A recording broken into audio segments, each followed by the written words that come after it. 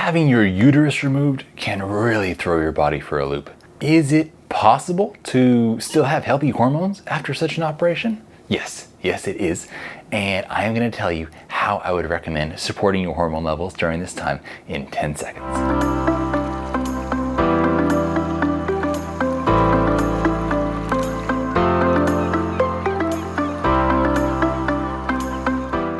Hi, I'm Sage. It's great to be here with you.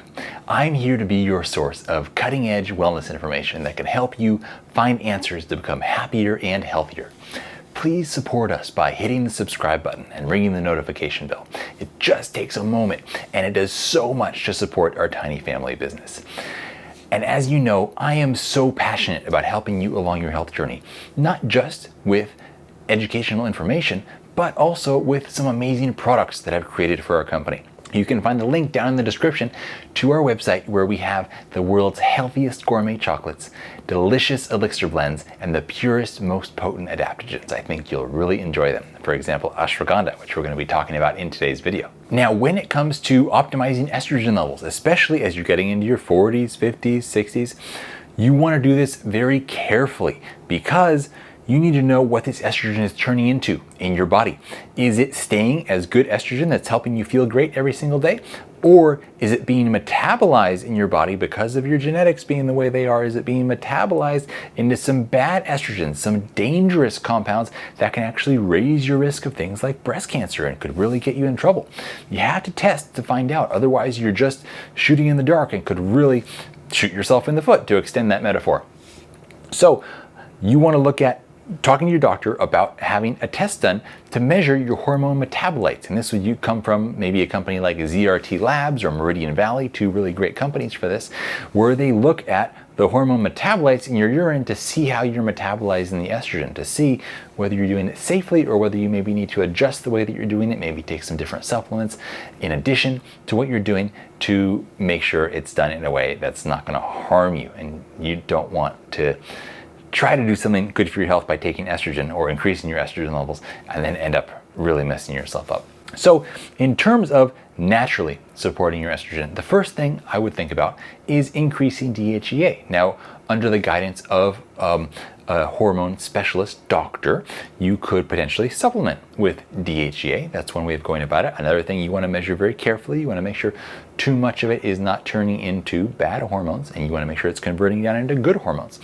And so when you're making your own DHEA, keep in mind cholesterol is the main building block for making DHEA. So you want to think about having some good dietary sources of cholesterol. And a vegan diet is probably not the most optimal in this department. Also, high sugar and high carbohydrate consumption are going to increase blood sugar and insulin levels. This is a problem because elevated insulin is going to cause a decrease in your production of DHEA in the adrenals. So you have your ovaries that are making hormones, and you also have your adrenals as one of your key production factories here that you need to think about taking care of. You, of course, want to exercise regularly, making sure you're minimizing stress in your life and getting very high quality sleep. These are the most boring piece of advice, but they're actually the most powerful that are going to make the big difference if you can really take them seriously. And then in terms of herbs, ashwagandha is one of my favorites here. It's shown to create an 18% increase in DHE levels, so that's really good. And keep in mind, orgasms are also going to increase your DHEA levels, so that's really good. Now, coming at this from a different direction, I would also like to mention a supplement that is really on the cutting edge of what's being researched these days, and this is called nicotinamide mononucleotide, or NMN. And this is an NAD precursor. So you can't take NAD on its own unless you're getting it in an IV, because if it goes through digestion, it's very easily destroyed. NMN also is a little bit sensitive even, and so you really want to get NMN in a liposomal form for optimal absorption. Then NMN in the body can then be converted into NAD. NAD is then used as a process of your cell's natural energy production in the mitochondria. You give your cells more energy, whatever it is they're designed to do, they can then do it better. And so human research on NMN is limited in terms of looking at its effects on hormones and things like that. They haven't really gotten to that stage. They've shown that it can have certain effects in the body. They've shown that it's quite safe to a degree, but of course long-term safety studies still need to be done. But I'm just giving you the educational information of what is on the cutting edge here, and you can decide where to go with it if it's you can do your kind of risk-benefit analysis for yourself.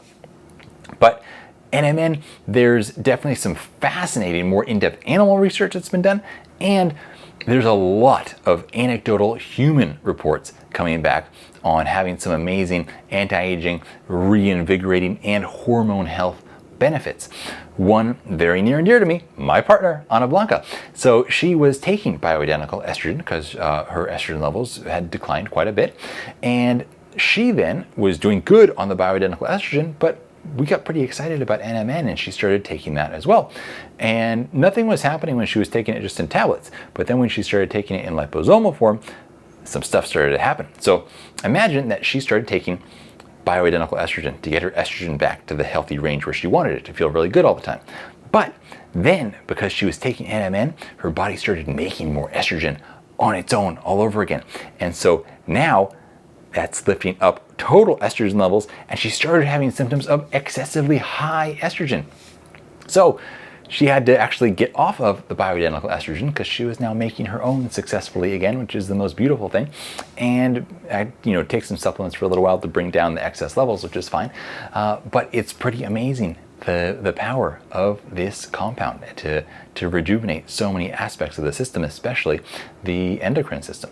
So that's pretty exciting to me. If you have done anything here, or if you are dealing with hormone problems yourself, let me know down in the comments below. I always love hearing feedback and understanding more of what's going on in your world and in your life and what you're dealing with. And before you go, over here is a link to another video that I think you would really enjoy. And over on the other side is a link to a video that the YouTube algorithm thinks you'd enjoy. And here's a link up to our website. Have a beautiful day, and I look forward to seeing you guys all again next time.